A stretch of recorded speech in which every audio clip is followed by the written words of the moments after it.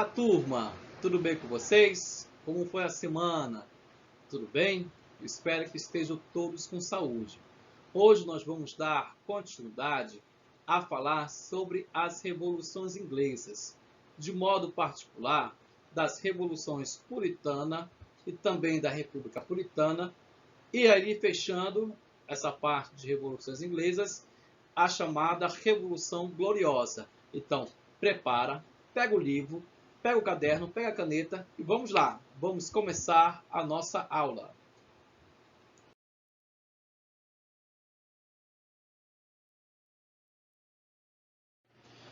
Vamos lá então, turma do 8º ano. Vamos começar não, praticamente finalizar a aula sobre as revoluções inglesas.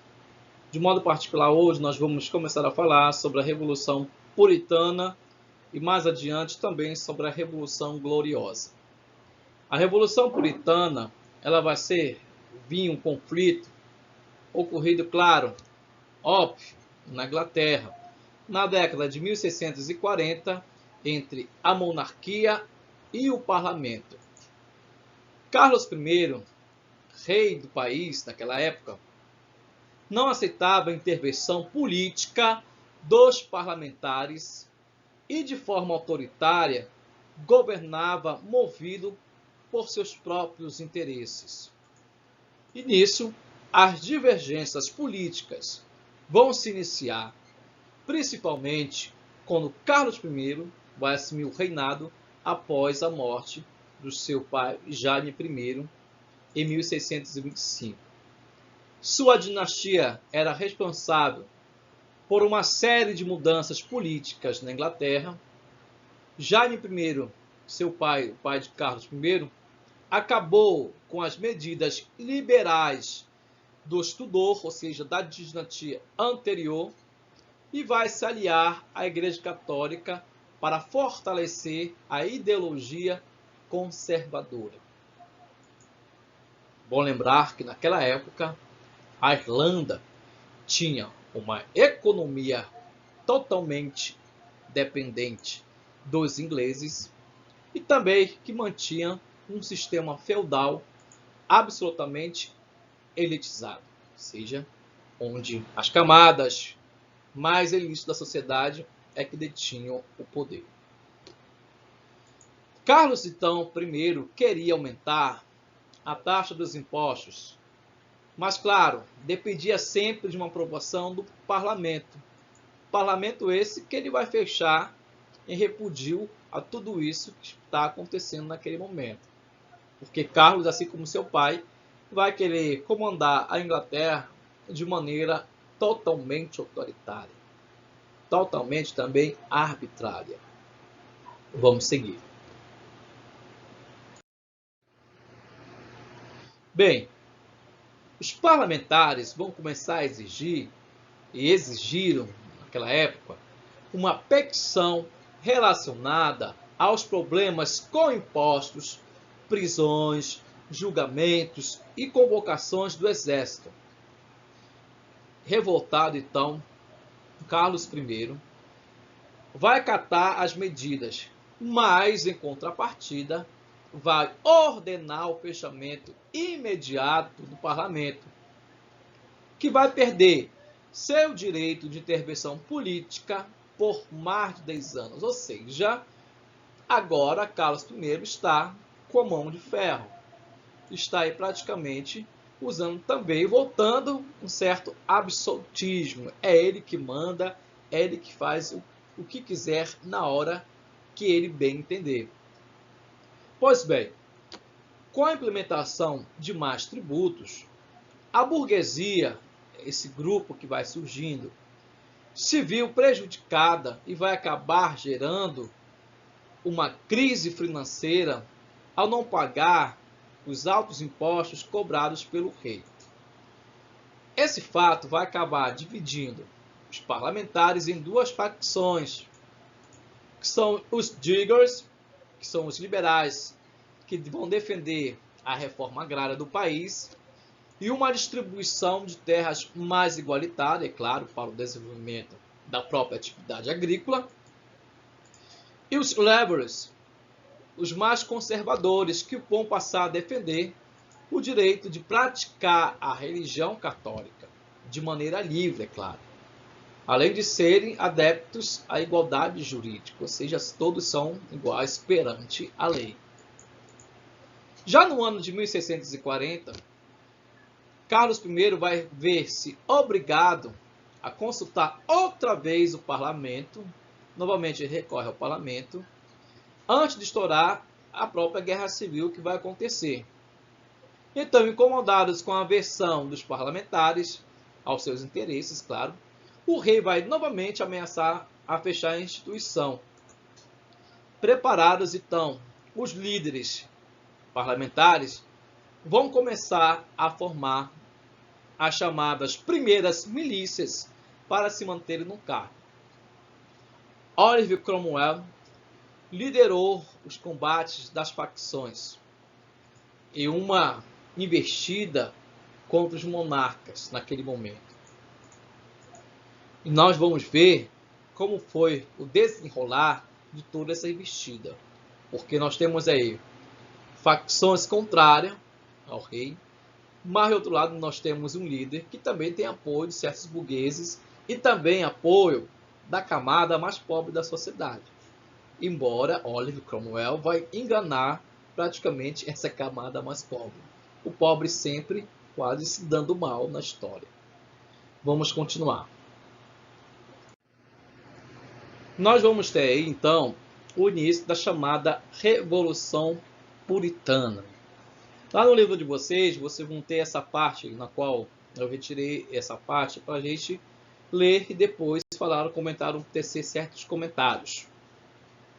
O militar puritano Oliver Cromwell organizou o exército modelo composto de soldados provenientes de vários segmentos sociais, escolhidos de acordo com o mérito, para lutar contra o exército dos reis, os chamados cabeças redondas, que ficaram conhecidos pelo seu desempenho militar e pela violência empregada contra o exército inimigo. O rei tinha ao seu lado os cavaleiros do rei, formado por integrantes da nobreza tradicional e da pequena nobreza. Ao ganhar essa disputa, Cromwell proclamou a chamada República conforme os planos dos puritanos. Queriam ser formada uma república, ou seja, abaixo a monarquia, acaba a monarquia, se funda uma república. Então nós temos aqui praticamente uma briga de lados opostos, é claro, o rei querendo manter os seus interesses e Cromwell também lutando pelo interesse dos puritanos, embora ele próprio também tem seus próprios interesses. É bom prestar atenção nisso. Cromwell não é apenas o libertador da pátria, como vão dizer, um herói. Não é bem assim.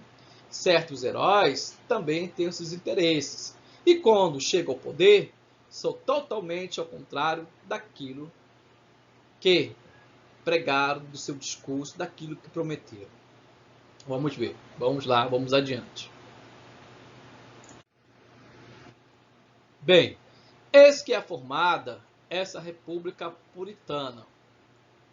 Após a vitória do exército modelo, todo o poder passou para 80 integrantes puritanos da Câmara dos Comuns. Ou seja, a Câmara dos Comuns, lembra dela? Que era formada pelos pequenos burgueses, pela Gentry e outras camadas da população. Pois bem, Oliver Cromwell vai assumir o governo com o título de Lorde Protetor da Inglaterra. Vejam bem que agora ele é um herói. Derrotou o exército do rei, tomou o poder e formou a República Puritana. Então ele merece o quê? Merece um quadro bonito, merece uma estátua, porque ele ali está fazendo história. Pois bem, por outro lado, a Câmara de Lordes foi fechada, ou seja, aqueles que eram contrários e estavam do lado do rei, essa Câmara é fechada. Câmara dos Lordes, lembra? Formada pelos nobres, pela elite da sociedade, então é fechada. Então o rei Carlos foi julgado por traição. Eles e seus súditos vão ser condenados à morte. Se vocês repararem muito bem aí, está no livro de vocês, nós temos aqui cabeças rolando, ou seja, foram decapitados, como está aqui nessa pintura que está aí no livro didático de vocês. Condenados à morte, eles vão ser decapitados aí em praça pública para todo mundo ver. Alguma dúvida até aí? Vamos dar prosseguimento. Pois bem, logo que Oliver Cromwell chega ao poder, algumas medidas ele vai começar a tomar.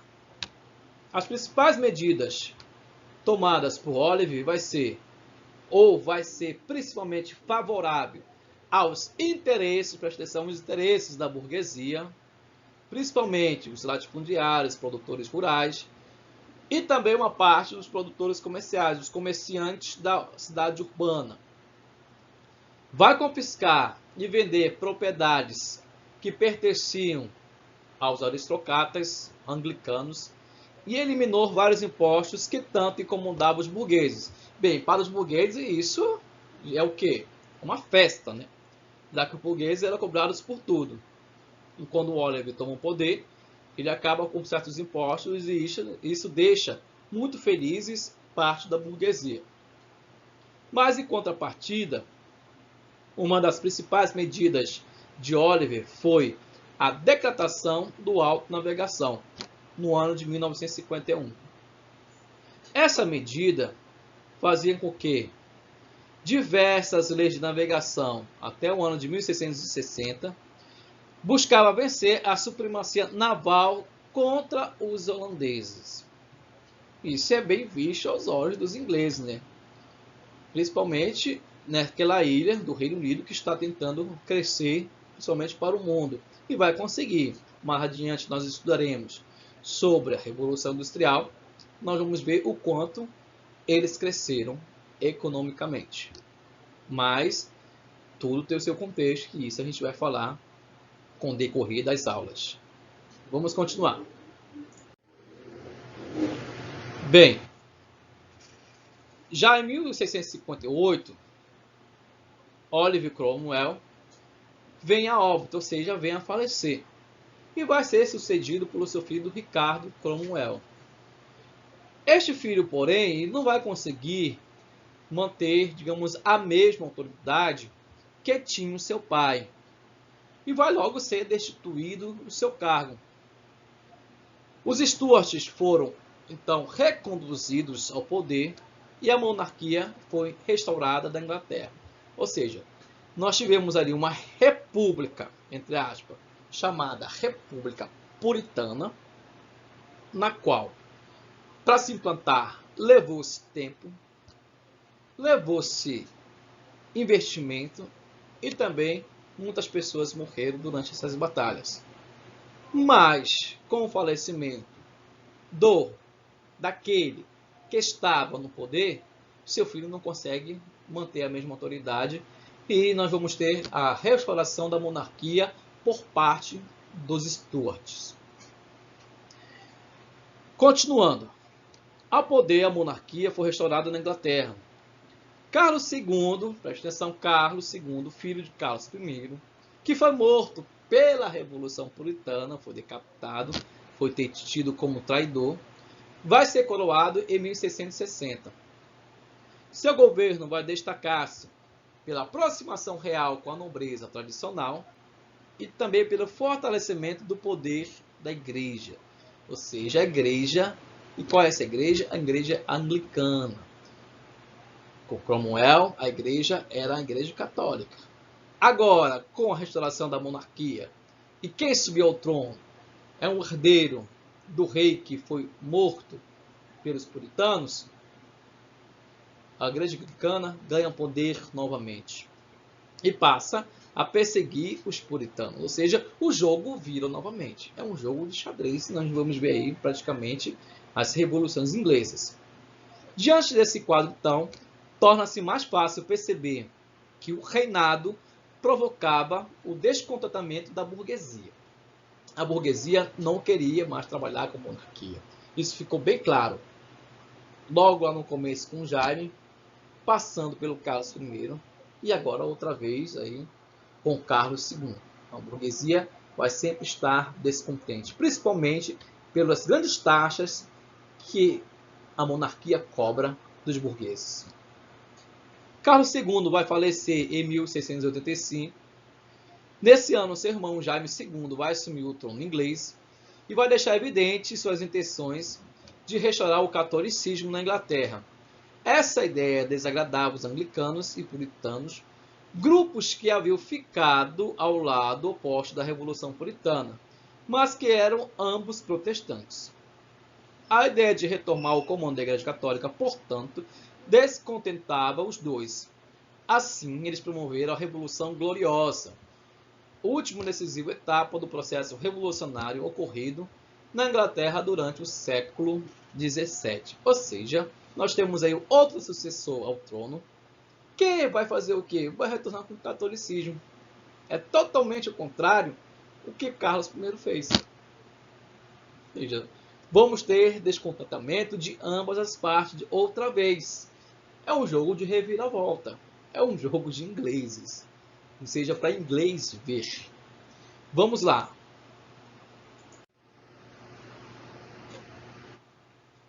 E nós vamos ter a Revolução Gloriosa. A primeira grande importância da Revolução Gloriosa para a história da Inglaterra é que ela marca de maneira definitiva a queda do absolutismo nesse país. Com isso, a Inglaterra confirmou-se como uma monarquia constitucional baseada nos princípios liberais, que foram fundamentais para o acontecimento de outras revoluções já no século seguinte, que nós vamos abordar aí nas próximas aulas. Mas essa Revolução Gloriosa, ela vai ser feita a partir do governo de Jaime II, que é um católico que gerou o temor do retorno da Igreja Católica com o país. Lembre-se, a Inglaterra tem a própria religião, que é a religião anglicana, a religião oficial. Jaime II tinha uma filha, Maria Anglicana, e casada com o príncipe holandês, Guilherme de Orange. Em junho de 1698, a esposa de Jaime II teve um filho que foi batizado como católico e que, pelas leis inglesas, era o legítimo herdeiro do trono diante desse quadro. Né? Era o legítimo herdeiro do trono. Ou seja, se por acaso o avô, o pai, veio falecer ali naquele momento, né, a mãe, quem assume é mais um católico. E olha a reviravolta ali outra vez. Né? Ou seja, um jogo de xadrez em todo momento. Diante desse quadro, dois grupos políticos totalmente contrários um ao outro, os conservadores e os liberais, uniram forças e articularam um golpe de Estado que vai destituir Jaime II e conduzir Guilherme de Orange ao poder. Então vejam bem, nós temos aí duas facções que são totalmente contrárias um contra o outro. Não aceitam ideias, mas naquele momento eles têm um chamado inimigo comum. Esse inimigo é o rei. Então, ambas vão unir forças ali para destituir o rei do poder. E vão conseguir. O parlamento, então, obrigou o novo monarca a assinar e jurar respeitar as decisões contidas na Declaração de Direitos.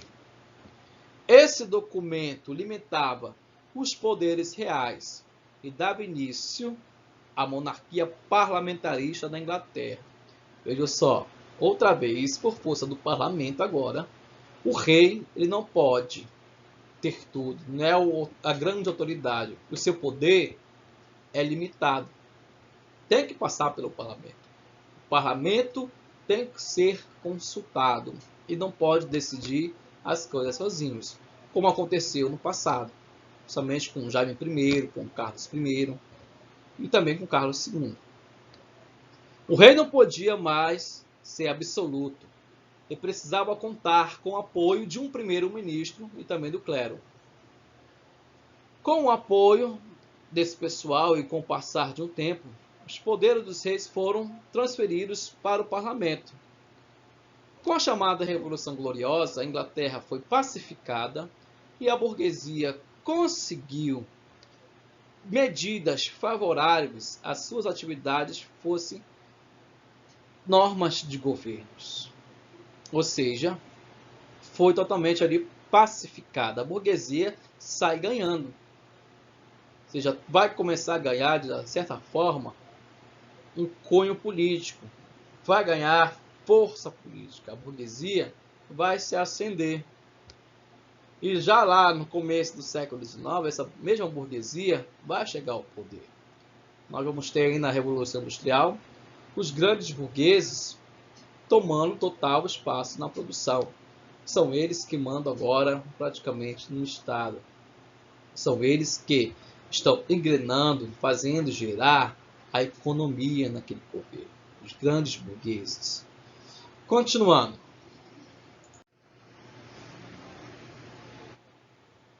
Então, nós enxergamos aí um grande panorama aí, em geral, fazendo agora neste momento.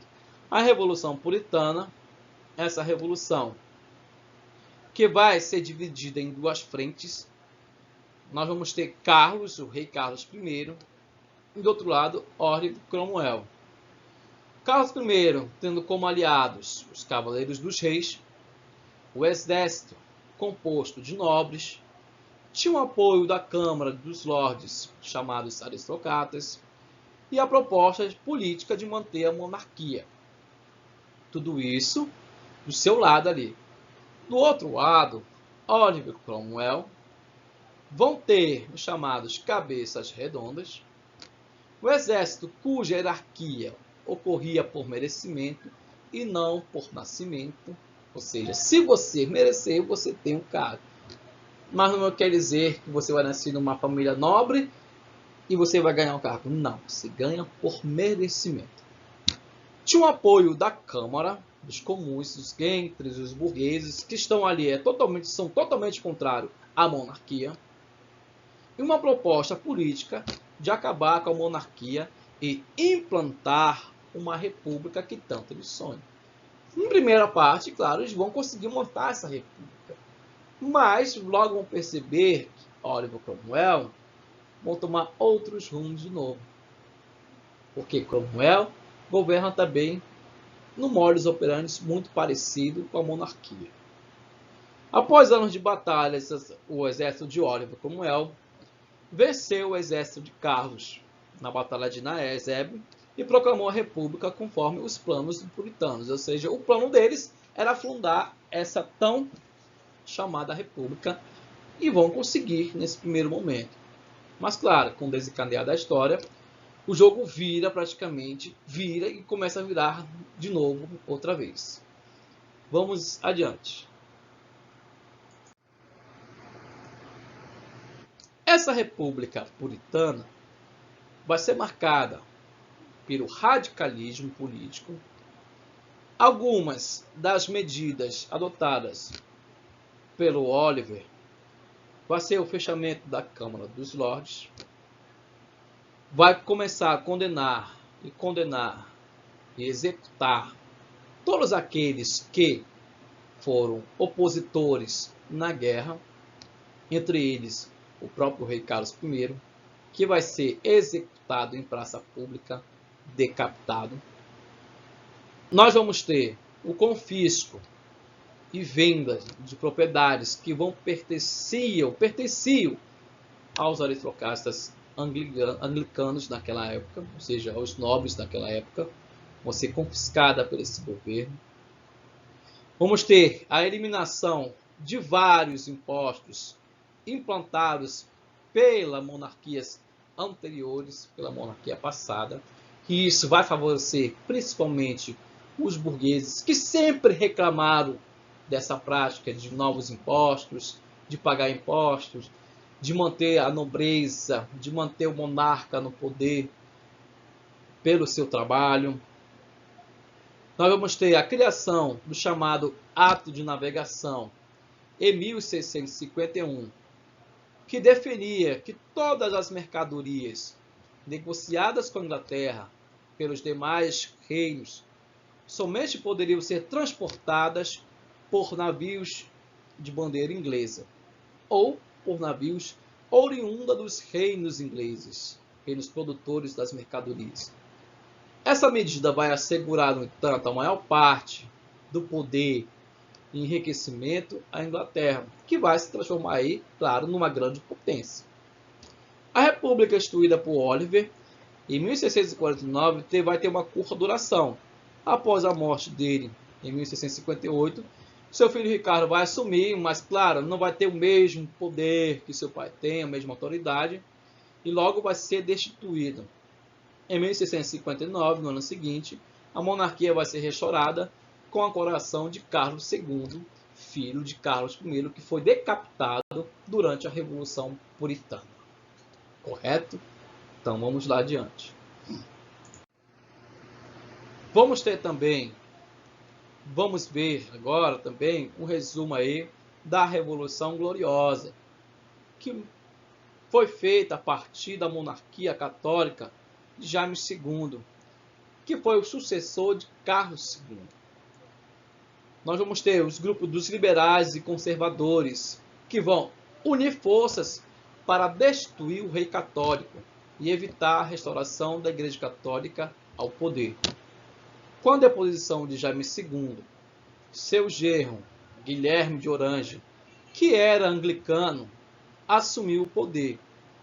O parlamento, então, vai obrigar Guilherme, chamado Guilherme de Orange, a assinar, em 1689, a Declaração dos Direitos, que limitava os poderes reais, ou seja, a partir de agora, o rei não pode mais fazer as coisas da sua cabeça, sem antes consultar o parlamento.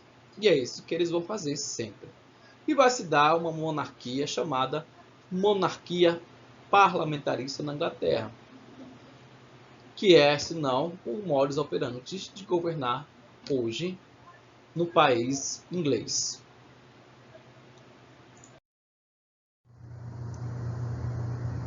Nesse slide agora, vou deixar um pequeno exercício para vocês, que está lá na página 11 e também na página 12 do livro didático, correto? Então, nós temos duas tarefinhas, que vai começar praticamente aqui na página 11 e vai terminar na página 12. A outra página será a página de hora do estudo, na qual vou mostrar aqui no próximo slide, que vai encerrar praticamente a unidade de número 1, correto? Então, nós temos o exercício da página 1, que se inicia na página 11 e termina na página 12, e também o exercício da página 14 e 15, ok? Eu vou mostrar agora no próximo slide.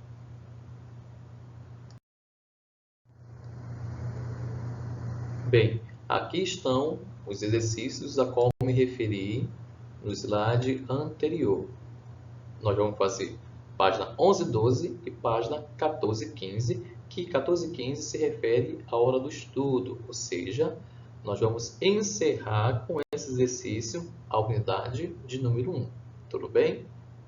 Entenderam? Qualquer dúvida é só entrar em contato, correto? Vamos lá? Vamos encerrar a aula agora? Bem, então nós chegamos ao final de nossa aula. Façam um exercício, deixe sempre atualizado o seu livro didático e no próximo vídeo nós vamos dar continuidade, vamos falar aí sobre o segundo tema, que creio eu que vai ser o tema Iluminismo, correto? Então desde já agradeço a atenção de todos, fique com Deus e até a próxima.